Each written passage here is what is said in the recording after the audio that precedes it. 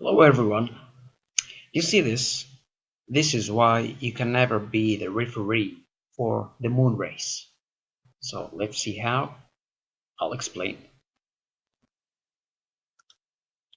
So before I start, I should tell you more about the moon race. It's something that's made by Mr. David Marsh, and it's a channel that I recommend you go and visit and attempt to debunk some videos instead of going into debunking why the crepuscular rays uh, cannot prove the flat earth. So he made a video. It's called the moon race, or a series of videos in fact, and in these videos he compare the moon speed in different days along the month. So basically the race is divided into, let's say, two categories, and the first category is this one,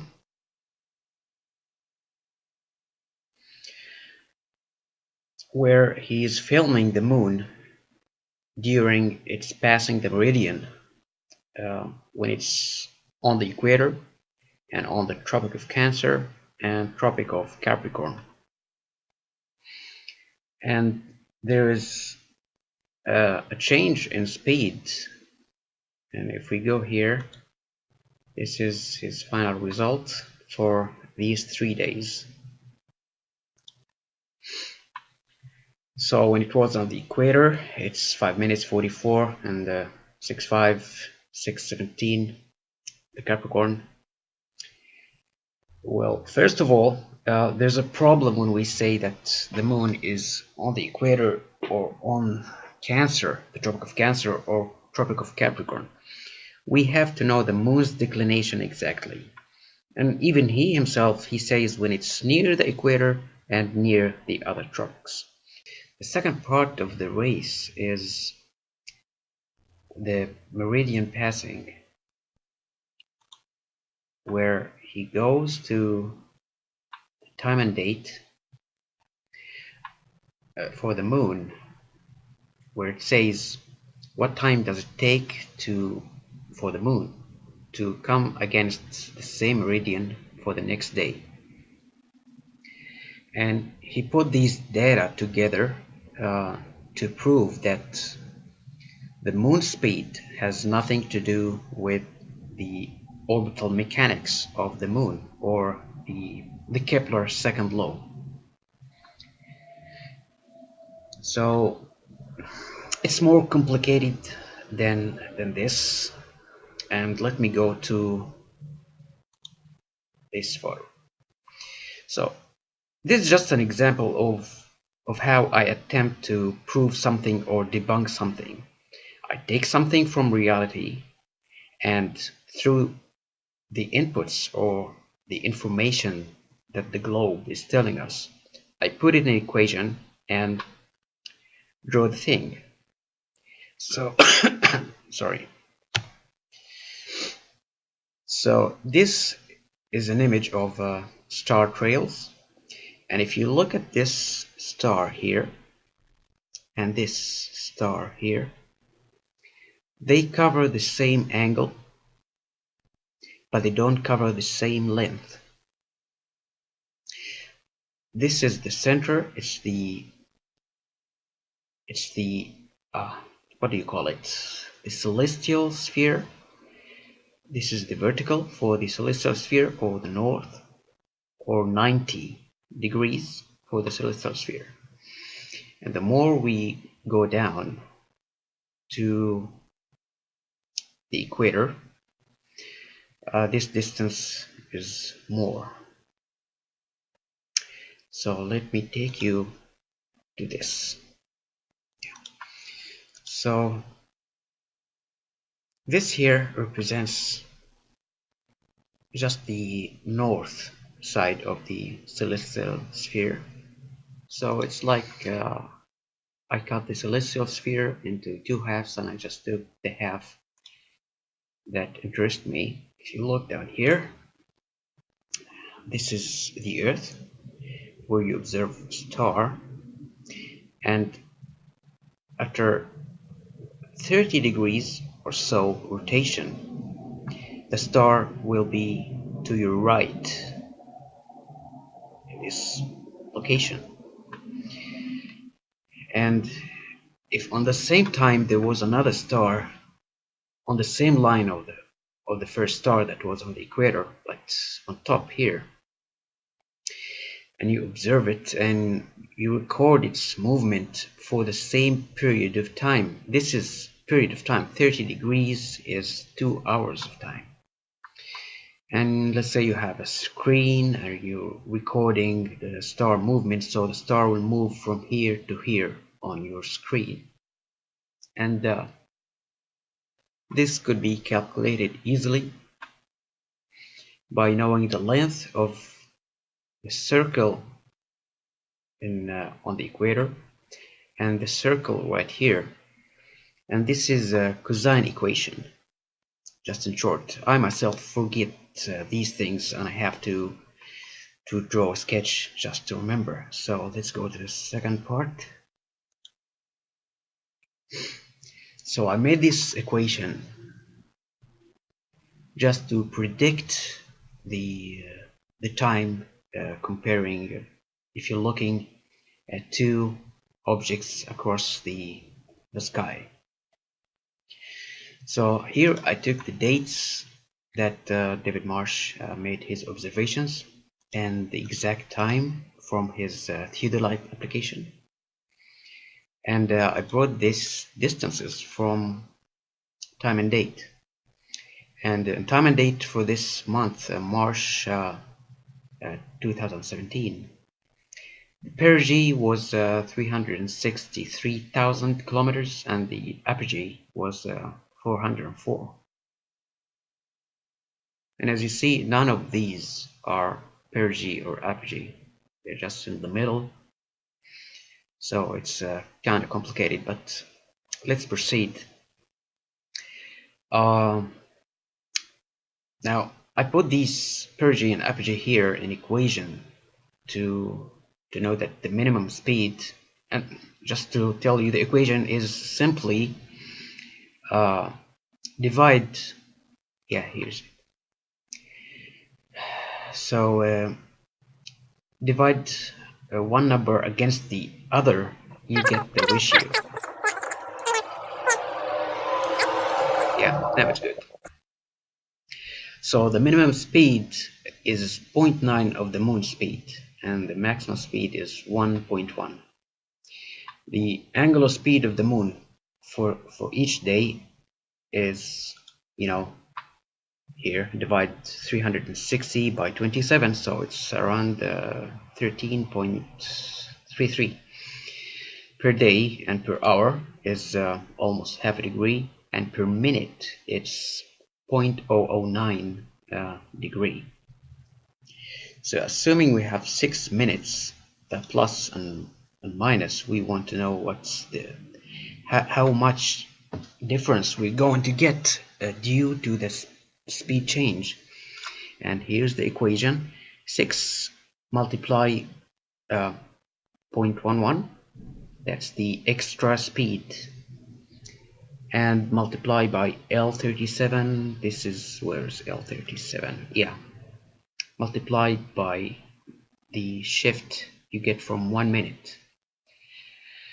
So it's 0.01 minute, which means 0.1 second. That is the extra time for the moon if you're observing it for 6 minutes. For 6 minutes to cross your screen. In its slowest pass, it will increase by 0.1 second. Now, if you compare that to the angular speed of everything in the sky, because of the Earth rotation, it's 0.25 degrees per minute. So if the moon is here or here, this is the amount of time if you're recording the moon on your screen to pass in around 6 minutes according to the zoom you're using. So why do we see that change in the screen race? That's the first part of the race. So let's apply the concept of the cosine that I just told you about. So I need the moon declination for that day and time. So go to this site here. This site here, if you just input the parameters of a satellite or something, it will give you a lot of information about it. So this is the day, month, year, and so his first observation.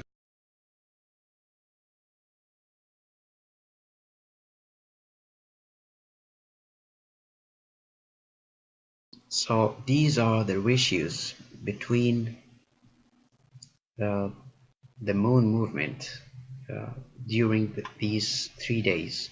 Now all what is left to do is to put a speed here, like if we put or time, if we put here 100 seconds,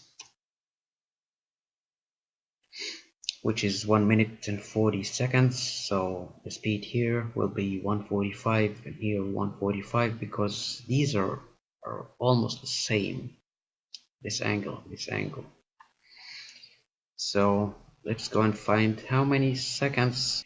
So the past time for the equator was 5 minutes 44. That's 300 seconds and 44. So let's go here and 344. We get 6 minutes and 2 seconds on Cancer, and 6 minutes 3 seconds when it's near the Capricorn. So let's see again. 6-5, that's 2-3 seconds off.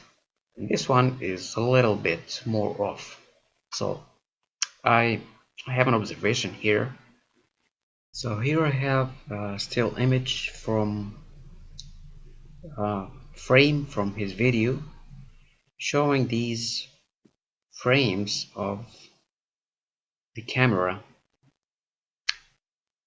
for the Capricorn. So I overlaid on this one, which is when the moon supposedly hits the right side of the camera frame. And when I do this, you can see right here that the moon has already exceeded the final side of the camera. This is irrelevant. this is only what I'm interested in. This one here, and just to be safe, you should notice that, oh sorry, when I put the circle here, it's exactly on the moon, and I even left out a little part here. So this could be the reason for the extra few seconds more than the 605, which I calculated to be 602. So David Marsh, if you're watching this, I know it's pain in the ass to come out with such observations and record them correctly. I'm not demeaning his work, but I'm just explaining why the reasons there is some conflict between my calculations and his observations. And even this 544 could be 542. It's so hard. I appreciate the effort he made and how hard it was. Now let's move to the second part of the meridian crossing. So right here we have two axes. This is the Earth's rotation axis, and this is the orbital moon, or the orbital plan axis of the moon. And someone may ask, where's the tilt? Well, if we look at this way, now we can see the tilt of the moon's axis. Now, this thing is very complicated because this picture here shows the moon orbits this moon, and then after a while this becomes the orbit of the moon, and so on, and it completes one circle. I mean, the orbit itself, not the moon. It completes one circle every 8.8 years or 19 years, I'm not sure, something like that. So the relation between the orbital plan of the moon and the Earth axis is not fixed over time. And why do I need this? I needed this because I wanted to calculate the meridian crossing. It's a long process, but I couldn't even get the proper information. So the moon is here, and after 24 hours the moon is here, and the meridian was looking on the same direction as the moon, but after 24 hours the meridian is looking into that direction, so it has to cover some angle, but not the whole angle that we calculated as 13.33. It's an ellipse, so it's going to be a little bit different. So this is the day AB, so day 0 and day 1. Day 0 is when the moon at its perigee, and day 1 is just 24 hours later. So the angle for that day is 0, and for the next day is 14.96. And this one angle covered by the moon for the solar day, because 24 hours is solar day. So this cell is just this one minus this one. So now there's something important here. We need to know the relative inclination of the moon at that time, because yeah, this is another problem. So we have to go again to the 3D, because inclination is even more worse than the declination. So please bear with me that regarding terms, scientific terms and astronomical terms, because I didn't study that stuff. I just read online and observe and make experiments. So what we have here is, let's look in 3D. We have two plans, and these two plans here, they have the same starting point. If you look from top of it, it's the same starting point. But if I attempted to tilt one of the plans,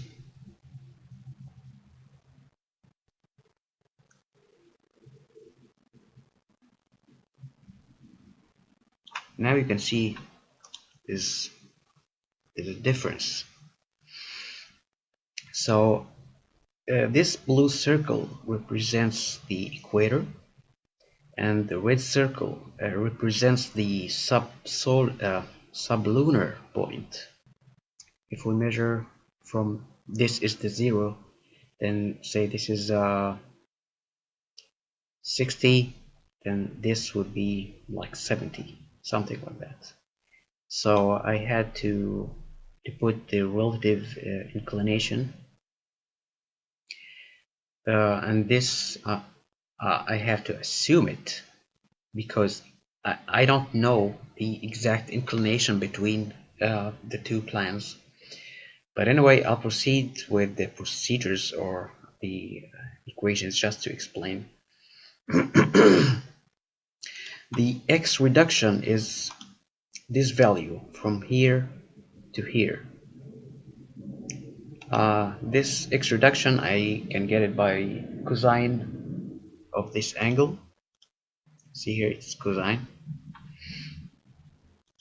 And then the shift angle itself is 14.96, this angle. Tan of this angle is 0.27. And then the new tan, the projected tan of this angle that we see from top view. The new tan I just multiplied by that ratio here. Oh, sorry, divided. So the new angle would be 16.76. And by that time, after 24 hours, the angle covered by the meridian is 1 degree. So the remaining angle to cover is 15.76. And the time to cover this angle is 63 minutes. During 63 minutes, the moon already moved because where angular speed of the moon in 1 hour, it will cover 0.56 degrees. So by that time, the moon covered already almost half a degree. So I add the half a degree, I multiplied by 4 minutes. So this is the meridian crossing between the day and the next day. So if you put the day 13, what the hell is that? Oh, that's the angle, not the day. Sorry. So I put the day 13 here. So the angle is 11.6 because 13 is when the moon is at its apogee. But I still got a problem here. I don't know what's this angle.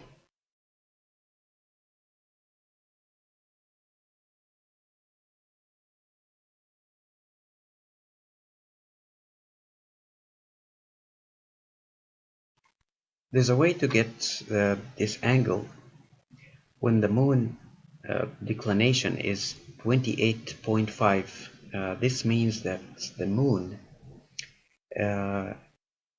is 5 degrees, which is its own tilt axis, tilt orbit, below or above the tropics. So I went to this site, the greatest annual lunar standstill.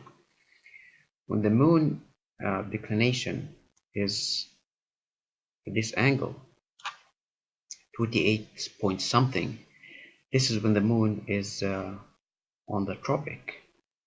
So I took this this date and I went to the time and date site, and I was surprised because on that day, well, just let me show you here.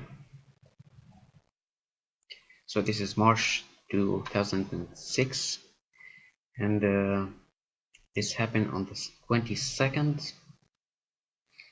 So let's see the 22nd. It doesn't matter what town or city that I'm getting this information from. It may count within 12 hours. That's half the rotation of the Earth.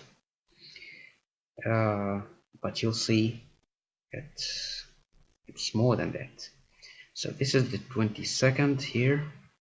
So this day,